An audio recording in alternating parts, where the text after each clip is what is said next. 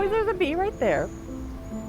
I'm Bonnie Benson. I'm Deputy Chief Sustainability Officer here at UCLA, and I've been in this position for close to 6 years now. For me, I've always been interested in the natural environment and also solving problems. And when I came here to UCLA, I had an opportunity to develop some unusual projects, like a beehive or an apiary on campus. I'm an apprentice, and I've always been fascinated by bees. They're beautiful to watch. Obviously, I like to eat, and so I like, their pollination is important to that, and I, like honey.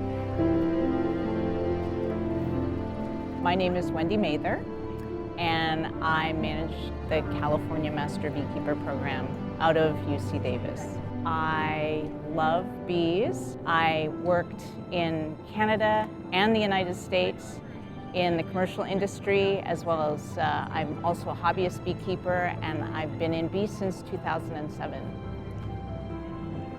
There is no better peace that I get for me when I am in my bees, smelling the wax, listening to the bees, just seeing how nature works in concert and harmony so beautifully with the surrounding environment. It gives me goosebumps. Honeybees do a lot of free work for us. They're pollinating if you like fruits, a lot of fruits.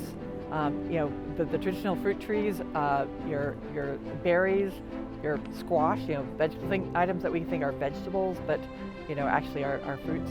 Or like a squash or cucumbers, anything with a flower. They, any of the pollinators help us do that work. Otherwise, there's hand pollinating. There's actually an area in China where they lost all their bees and they're hand pollinate everything.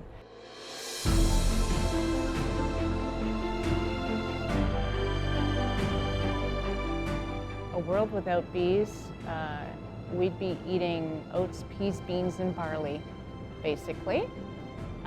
It'd be pretty bland. And for me, the metaphor the analogy that I could draw is our world would be a colorless world. It would be a very bland, sad world.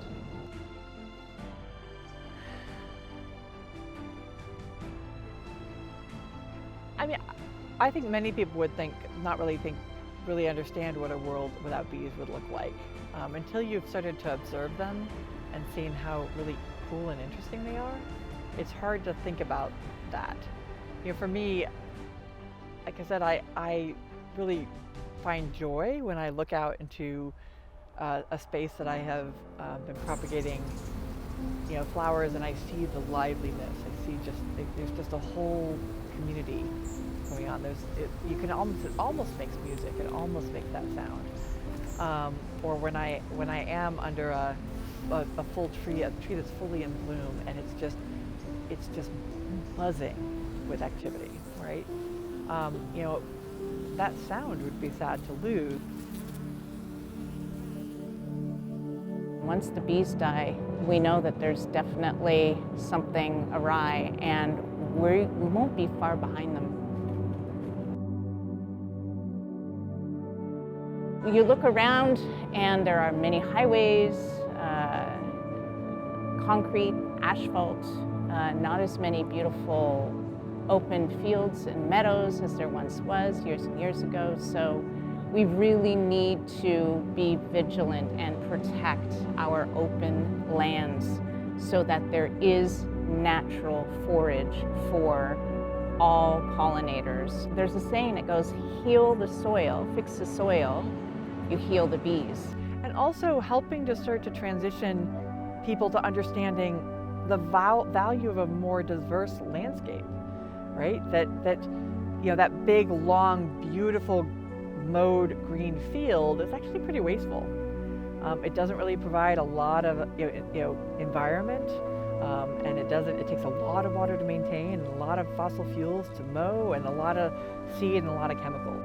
Yeah, so there are many, many, many reasons why we want to keep honeybees sustainable, healthy, to our advantage, of course, so that we can be well and healthy and eat like we've always enjoyed eating. We just have to change it up and really appreciate the connection to our food. And how do we do that? I do that by going into my hive. We need to really grow a deeper appreciation for pollinators, farmers, and the people-pollinator relationship.